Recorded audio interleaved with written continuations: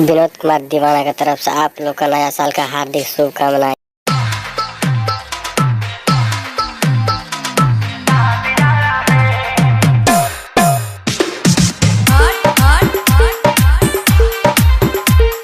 DJ Kanchan Raj Muzaffarpur.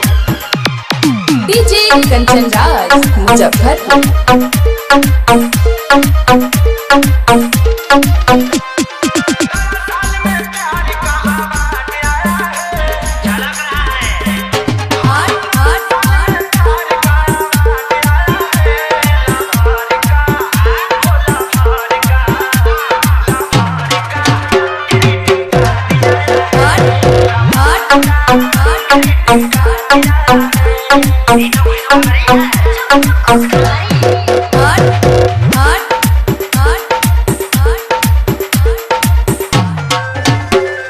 DJ Kanchan Raj Muzaffarpur.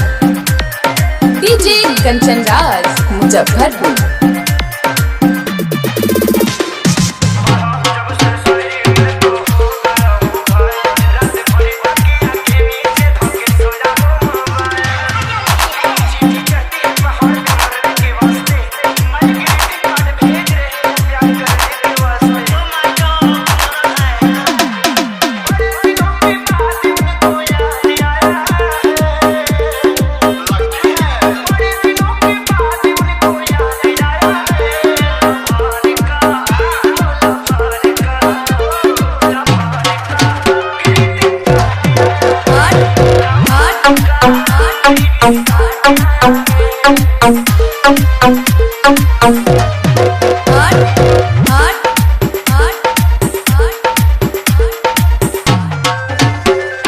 DJ Kanchan Raj Muzaffarpur.